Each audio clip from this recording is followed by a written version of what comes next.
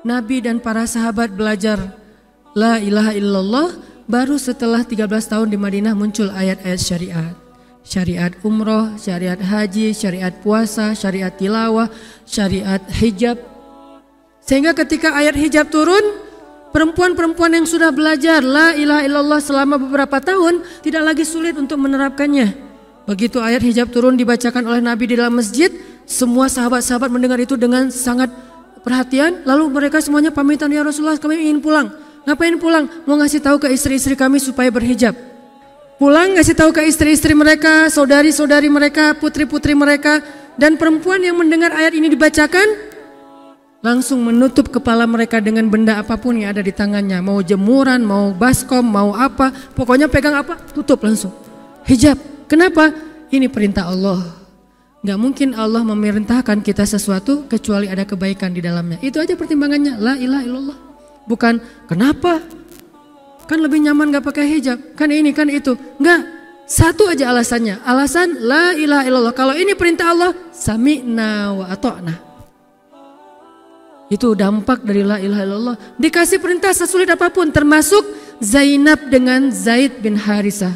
Pernah kan baca kisah Zainab di surat Al-Ahzab? Efek dari la ilaha illallah. Tiba-tiba Nabi datang kepada Zainab. Sebetulnya Zainab ini ada hati kepada Nabi Muhammad. Siapa sih yang gak punya hati untuk Rasulullah ya? Semua cewek juga pasti mengidam-idamkan pengen jadi istri Nabi. Karena otomatis istri Nabi itu adalah dijamin surga.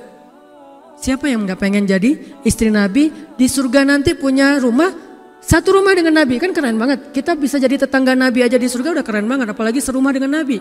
Semua cewek juga pengen jadi istri Nabi, termasuk Zainab. Dan itu hal yang wajar. Pas Nabi datang ke rumah Zainab, Zainab udah kegeeran. Nabi bilang kepada keluarga Zainab, saya ingin melamar Zainab. Zainab udah bahagia. Untuk Zaid, untuk Zaid, bukan untuk Rasulullah. Zaid, siapa Zaid? Anak angkatnya Nabi Muhammad SAW, bekas budak. Mirip-mirip dengan Julaibib. Julaibib itu edisi Madinah, Zaid itu edisi Mekah. Ada dua cowok jomblo yang sama-sama pernah diuji dengan masalah jodoh. Zaid edisi Makkiyah, Julaibib edisi Madaniyah. Dua-duanya jomblo, dua-duanya orang biasa, gak punya daya tarik, followersnya gak ada, 0. Bukan selebgram sama sekali. Kata Rasulullah, aku melamar Zainab untuk putraku Zaid bin Harithah, anak angkatnya Nabi. Zainab menjawab apa? Ya Rasulullah, saya gak cinta sama Zaid. Karena cinta juga pertimbangan yang penting. Dan Nabi juga tidak mengizinkan kita menikahkan putri kita dengan seseorang yang putri kita tidak berkenan dengannya. Tetap harus ditanya, ya Rasulullah, saya tidak cinta dengan Zaid. Turun ayat, katakan kepada orang-orang yang beriman, laki-laki dan perempuan, kalau Allah sudah memerintahkan sesuatu, tidak ada kalimat yang keluar dari lisan mereka kecuali sami'na wa ata'na. Nabi bacakan ayat ini kepada Zainab. Zainab mendengar, ya Rasulullah, Allah yang menyuruh ini. Ya kata Rasulullah, sami'na wa ata'na. Kebayang gak tuh? Efek dari apa? La ilaha illallah. Jadi la ilaha illallah itu bukan cuma kalimat zikir, bukan cuma kalimat doktrin ideologi, bukan cuma masalah teologi secara teoritis, bukan. Ini dampaknya kepada akhlak, dampaknya kepada ibadah, dampaknya kepada banyak pilihan hidup dari la ilaha illallah. Orang kalau nggak baik la ilaha illallah pasti susah memilih pilihan-pilihan dalam hidupnya. Kalau tidak baik la ilaha illallah pasti susah untuk berperangai, sabar, memaafkan. Itu semuanya ada hubungannya dengan la ilaha illallah. Zainab, sami'na wa ata'na. Ya udah saya terima Zaid ya Rasulullah. Alhamdulillah. Datang Nabi ke Zaid, Zaid mau nggak nikah sama Zainab? Sebetulnya mau banget tapi nggak pede. Zaid takut Zainab nanti jadi terpaksa menikah dengan Zaid, jadi nggak nyaman. Zaid juga nggak mau menyulitkan Zainab. Ya Rasulullah, saya nggak pantas untuk Zainab. Kata Zaid. Dibacakan lagi ayat ini. Ya Zaid, ini perintah Allah. Oh gitu ya Rasulullah. Sami'na wa ata'na. Buat Zaid sih gampang lah ya. Udah ada legalisasi ini dari Allah. Kalau gitu, ini bukan saya ya Rasulullah yang mau ya. Allah kan yang nyuruh. Ya, saya emang nggak mau maksa gitu ya. Tapi kalau Allah yang nyuruh, ya udah apalagi saya nggak punya pilihan dong gitu. Padahal Zainab siapa sih yang gak mau cowok sama Zainab? Nikahlah Zainab dengan Zaid. Dan yang menjadi semacam khutbah nikahnya adalah Rasulullah SAW. Kebayang gak Zainab tuh punya hati ke Rasul, tapi Rasul yang mengkhutbahi nikah Zainab dengan orang yang Zainab gak cintai. Kebayang gak perasaan Zainab tuh? Ketika akad nikah, Nabi jadi saksi. Saya terima, kata Zaid, nikahnya Zainab binti Jahsy dan segala macam. Zainab, kebayang gak ada Nabi di situ? Lalu setelah selesai akad nikah ditanya kepada Nabi, sah ya Rasulullah? Sah. Dan Nabi juga gak mau mempersulit. Gak sah. Kenapa? Harusnya sama saya. Enggak. Nabi orangnya fair. Nabi orangnya bijaksana. Orangnya dewasa. Gak kayak kita. Kita tuh bahaya banget jadi saksi kalau jadi mantan. Pasti gak sah. Dan Nabi gak gitu. Sah langsung di kali pertama. Kebayang Nabi memberi nasihat kepada Zainab, nasihat kepada Zaid. Zainab, aduh kenapa bukan Nabi, kenapa Zaid? Tapi apa? La ilaha illallah. Allah gak nyuruh sesuatu kecuali ada kebaikan di dalamnya. Percaya banget. Itu la ilaha illallah. Udah percaya banget. Zainab yakin, ini perintah Allah, ya sudah saya lakukan. Walaupun bukan dengan Nabi, padahal saya pengennya dengan Nabi. Kebayang gak sih pengen sama seseorang yang kita cintai banget, malah orang itu yang menjodohkan kita dengan orang yang kita gak pernah kebayangin. Amit-amit. Jangan dia ya Allah, jangan dia, dia. Akhirnya jadi, gak kebayang tuh buat Zainab. Kalau Zaid sih mungkin kebayang lah ya. Gimana happynya Zaid menikah dengan seorang cewek yang semua orang Mekah pengen nikahin dia. Tapi kalau Zainab, itu hari-hari yang sangat berat. Malam pertama gak kebayang buat Zainab. Zaid. Begitu Zaid datang, assalamualaikum Zainab. Gimana tuh? Ini kalau kita lihat dari angle manusia ya. Karena Zainab juga manusia. Tapi semua emosional, subjektif manusia redam dengan iman la ilaha illallah. Harapannya cuma satu. Pasti ada kebaikan di sini. Pasti ada kebaikan di sini. Walaupun gak kebayang kebaikannya apa. Pokoknya ada aja. La ilaha illallah. Nikah Zainab sama Zaid. Cekcok selama 1 tahun. Gak pernah akur. Pulang kerja rame, berangkat kerja rame, pagi rame, sore rame. Gak cocok aja tuh Zainab sama Zaid.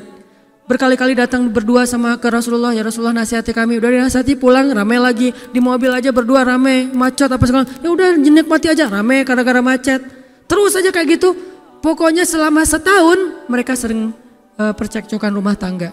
Walaupun kesudahannya kalau mereka bercerai setelah menikah baru beberapa lama, ada yang lebih soleh dari mereka juga bercerai baru 1 tahun menikah. Zainab dengan Zaid, dua-duanya dijamin surga. Dua-duanya dijamin surga. Pernikahan mereka cuma bertahan 1 tahun. 1 tahun kemudian Zaid datang kepada Rasulullah. Zaid bilang, ya Rasulullah, kayaknya udah gak bisa dipertahankan hubungan saya dengan Zainab. Zaid, sabar. Rasul ketika Zaid mau datang sebetulnya udah dapat bocoran dari Allah. Allah udah ngejapri Rasulullah dalam bentuk ilham. Japrian Allah kan ilham ya. Japrian kita kan WA, itu juga habis kuota gak kebaca-baca. Kalau japrian Allah ke Rasul ilham. Ilhamnya apa? Kalau nanti Zaid datang, nanti baca di surat Al-Ahzab. Kalau nanti Zaid datang kepadamu meminta nasihat tentang Zainab, bilang kepada Zaid, ceraikan istrimu. Kalau udah diceraikan, nanti kamu nikahi Zainab. Ini perintahnya juga berat buat Nabi nih. Kebayang gak sih anak angkat kesayangan Nabi yang selama ini baik banget sama Nabi, tiba-tiba dia punya masalah dengan istrinya, disuruh cerain dengan niat kalau udah cerai nanti dia yang nikahin. Kan gak kebayang tuh buat Nabi. Ditambah lagi Nabi itu orangnya ra'afah banget, sangat gak enakan. Kita aja gak tega kayak gitu. Emang ada yang tega kayak gitu? Gak tega kan? Zainab mantan kita sih. Sekarang cowok itu datang ke kita, suaminya Zainab. Ustadz, gimana nih Zainab, perlu saya pertahankan? Emang kalian dari awal udah gak cocok, cerai aja deh. Kenapa? Entar lagi gue mau nikahin Zainab. Gak kebayang kan? Kok Ustadz ngomong kayak gitu? Dapat ilham. Berat kan? Nabi itu kayak gitu loh, kondisi emosional beliau yang zulzilu, terguncang. Gimana nih caranya? Saya nggak enak banget, nggak tega banget sama Zaid. Kebayang wajah Zaid polos gitu. Ya Rasul gimana nih? Aduh, mau dibilangin ceraikan aja nggak tega. Mau dibilang pertahan tapi Nabi bilang suruh cerai, Allah suruh ceraikan. Akhirnya Nabi memilih emosionalnya, bukan perintah Allah. Wahai Zaid, tahan istrimu, jangan ceraikan. Padahal kata Allah suruh ceraikan. Lihat beratnya Nabi waktu itu. Akhirnya Zaid pulang, gitu ya Rasul. Ya pulanglah Zaid, Nabi gak enak banget sama Allah. Terus akhirnya Zaid sampai ke rumah, namanya Allah yang nyuruh kan gak bisa dirubah ya. Kun fayakun, cerai juga tuh walaupun Nabi bilang suruh bertahan. Allah marah kepada Nabi. Kata Allah, kamu merasa gak enak kepada manusia, tapi kamu merasa enak kepada saya. Diadu oleh Allah tuh coba, emosional. Nabi langsung sujud, ya Allah ampuni saya benar-benar, saya tahu saya gak enak sama Allah, tapi juga saya gak tega sama Zaid. Kebayang gak sih ya Allah wajah Zaid yang polos kayak gitu, disuruh cerain terus saya nikahin istrinya, gimana perasaan Zaid? Wahai Muhammad, kamu merasa gak enak kepada manusia tapi enak kepada saya Muhammad. Astagfirullah ya Allah, minta ampun Nabi semalaman. Ini benar-benar gak kebayang sama Nabi. Tapi Allah pengertian lah, tahu Allah Nabi itu bukan mau gak taat sama Allah, cuma emang gak tega banget sama Zaid. Akhirnya Allah ngambil keputusan sendiri, Zaid cerai dengan Zainab. Setelah selesai masa iddah Zainab, Allah katakan Muhammad sekarang datang kepada Zainab, lamar Zainab. Dengan berat hati Nabi tok pelan gitu, berharap gak dibukain pintu. Langsung udah ditunggu ternyata sama Zainab, eng gitu, dibukain pintu. Pas Nabi datang, Assalamualaikum, Waalaikumsalam gitu, Zainab udah punya firasat. Nabi mengatakan, Zainab ada perintah dari Allah. Apa ya Rasulullah? Sami'na wa ata'na. Belum juga dikasih tahu. Sami'na. Allah menyuruh saya untuk melamar kamu Zainab. Untuk siapa ya Rasulullah? Curiga kan? Jangan-jangan orang lain lagi nih. Untuk siapa ya Rasulullah? Untuk saya. Masya Allah gitu. Cuman Zainab kan gengsi gitu lah. Masa cewek harus teriak-teriak gitu kan ya? Oh gitu. Padahal masuk ke dalam kamar. Wah gitu ya. Gigit jari apa, gaya-gaya cewek lah ya. Oh gitu, ntar ya saya pikir-pikir dulu. Saya istiqoroh dulu, Nabi diistiqorohin. Udah diterima, sami'na wa ata'na. Dan inilah khair, kebaikan yang diharapkan oleh Zainab. Walaupun gak pernah terbayang, gak mungkin dong Zainab berpikir akan cerai setelah setahun kan. Tapi dia hanya yakin Allah itu gak mungkin nyuruh sesuatu yang gak ada kebaikannya buat kita. Gak mungkin, mustahil. Karena Allah gak pernah zalim kepada hambanya. Kenapa Allah kok muter-muter dulu kayak gitu? Allah pengen lihat Zainab itu menikahi Muhammad karena Allah atau karena dirinya sendiri. Kalau karena Allah, coba yang selain Muhammad berani gak? Ternyata berani. Karena itu dia menjadi layak untuk Muhammad. Kalau dia gak menerima Zaid, mungkin Zainab tidak akan pernah jadi istri Nabi karena tidak layak. La'allahu khair. Ini buah dari la ilaha illallah. Begitu juga dengan Zaid, akhirnya menikah lagi. Dengan perempuan yang cocok untuk dia, yang berkhidmat kepada dia, yang membahagiakan hatinya, yang menjadi qurratu ainin li, menjadi penyejuk hati bagi Zaid. Dari pernikahan itu kemudian Allah anugerahkan untuk Zaid kebaikan yang luar biasa. Apa kebaikannya? Allah berikan untuk Zaid seorang putra yang paling keren. Namanya Usamah. Nama Usamah itu bukan hanya bin Laden ya. Usamah itu nama sahabat, Usamah bin Zaid.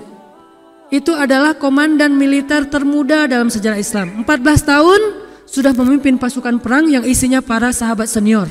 14 tahun. Kelas 3 SMP. Baru mau ujian nasional disuruh perang. Coba, kebayang anak kelas 3 SMP yang masih galau-galau, yang masih culun-culun, yang mungkin badannya belum kebentuk, yang jerawatan misalnya kayak gitu.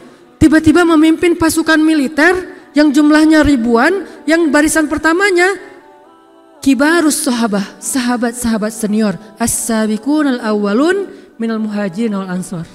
Termasuk siapa di dalamnya? Abu Bakar dan Umar. Kebayang gak tuh? Memimpin pasukan yang di belakangnya itu Abu Bakar dan Umar. Maju, Abu Bakar dan Umar. Maju. Usamah. Kebayang Usamah yang nyuruh. Abu Bakar. Segaya. Umar maju. Zaid, anaknya Zaid. Tapi tidak ada yang bisa membantah. Kenapa? Itu wasiat Nabi sebelum wafat. Aku perintahkan kalian untuk dipimpin oleh Usamah bin Zaid. Karena dia adalah anak muda yang luar biasa. Itu hadiah Allah untuk Zaid. Karena dulu mau menikahi Zainab walaupun hatinya sebetulnya tidak mau. La'allahu khair, la ilaha illallah. Masing-masing dikasih kebaikan dengan cara-cara yang berbeda.